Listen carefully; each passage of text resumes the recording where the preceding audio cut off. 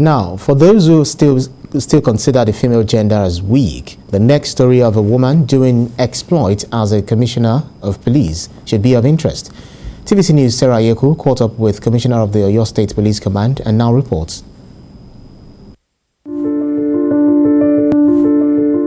The United Nations Standard on Policing provides that police population ratio should be 1 to 450.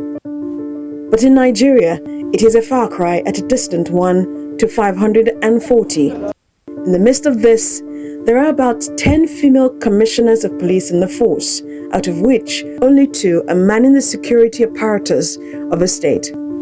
They are CP Janet Agbede in Abia State and CP Ngozi Onadeko in Oyo State.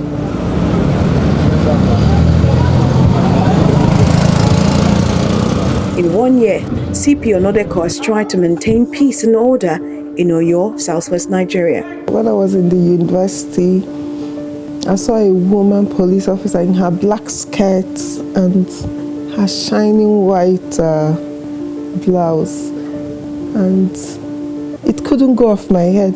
Our appointment as the CP came at a time Oyo State was boiling. I just took over from my predecessor, and like,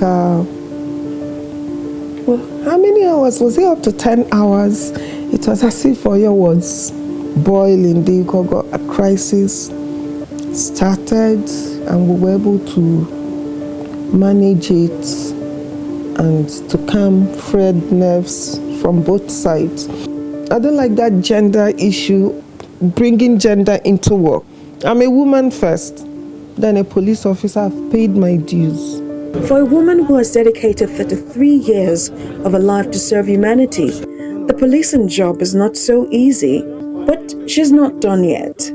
Like initially when I came to Oyo, they were like, woman, okay, let's see what's going to happen. You know, there was a whole lot of conspiracy theory. They saw me as if, why will a woman come and boss me?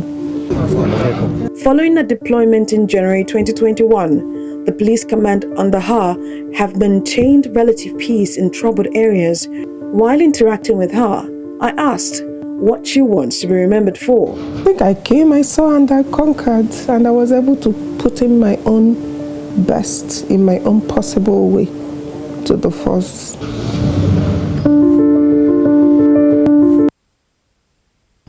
The Lagos State government says it remains committed to ensuring plastic pollution is controlled to protect the environment from the hazardous effects of plastic waste. General Manager of the Lagos State Environmental Protection Agency, Dr. Lakbo Fashawe, said this during a beach cleanup to mark Global Recycling Day. Esther Mokwariola reports. The last decade has been the hottest on record due to the impact of climate change. Rising global temperatures, melting of ice caps, and rapid deforestation directly affects humanity with increased poverty, immigration from displaced communities, and loss of natural habitats. But a sustainable solution to this environmental challenge lies in recycling waste, which is believed to save about 700 million tons in carbon emissions. As part of its commitment in supporting the global green agenda, in line with the United Nations Sustainable Development Goals, the Lagos State Environmental Protection Agency joined other environmentalists to clean up Oniru Beach in the coastal city of Lagos in commemoration of the Global Recycling Day, while also encouraging the general public to look at waste as a resource and an opportunity to promote a circular economy. You see, with industrialization, we cannot avoid plastic. But it is the way we dispose of our plastic that contributes pollution. So plastic is not a bad thing. It is a necessity. However, Lagos State is saying dispose of it responsibly in an environmentally sustainable way. We've been in the process of advocating and letting people know the effect of sorting their wastes, making the waste separable, and making the waste more. And that brings in more value for you. The royal monarch of Iru land commended the initiative but called for more robust environmental laws and effective enforcement to serve as a deterrent to environment polluters. We must have research institute, or whether we depend on our corporate entities for them to be coming up with different innovations that will be able to say that, oh, we have designed this, with this we can create jobs here.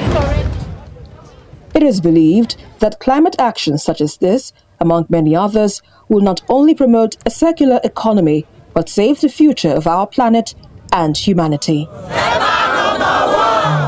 Esther Mokariola, TVC News, Lagos.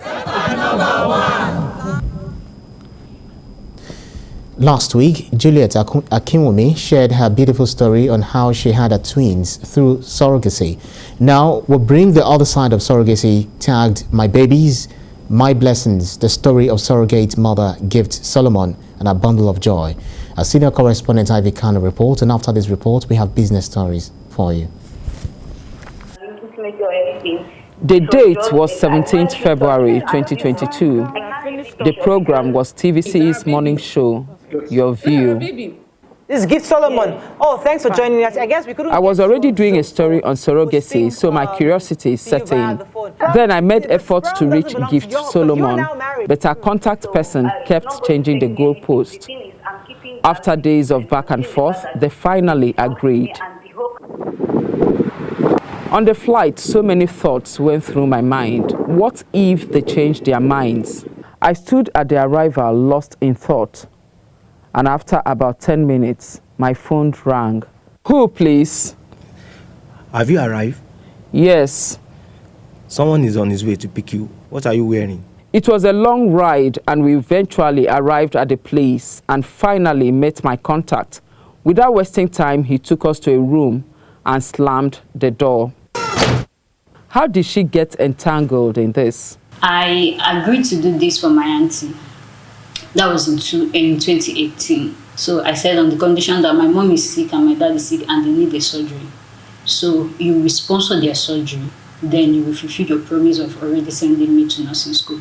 She spoke on how her eggs were harvested from her ovaries at a particular clinic in the Lekki area of Lagos and the drama before the procedure. The first day we went for the extraction, she wore the theater gown, like we were given a theater gown, and she wore one of the theater gown and lay on the bed and asked me to take her a picture of it to look like she was the one undergoing the process. They extracted 16 eggs. So after some weeks, months, when I started getting really sick and the whole madness started coming up, her attitude and everything, I told her, please, I need to tell my mom about this, because I'm like the only person in this, and you have a partner, you and your husband, you are together in this, and I'm the only person outside this. So she was like that she don't need me to tell anybody. She also claimed her auntie's husband reached out to her to state his displeasure at the way his wife was treating her. And at some point, the husband sent me a message to tell me that the wife don't have any plan to take me to anywhere, that she will just abandon me in Nigeria, so that she know that he's not part of this arrangement. She and the husband, they wrote something actually and tagged us, I and my husband, wanted, like that we are kidnappers and we kidnapped their twins and we are requesting for a ransom. So what does she really want? The only thing I want is she should find a way, she should move on. It appears an never-ending drama as we try to reach her auntie, who is already a mother of 5, lives in the United States with her family, and runs a school of nursing in Anambra, for her reaction via the phone number provided by her niece, the victim. As she's in hiding with her twins, the young girl is calling on the government and well-meaning individuals to come to her aid, as she says her life is in danger. Ivy Kano, TVC News, Lagos.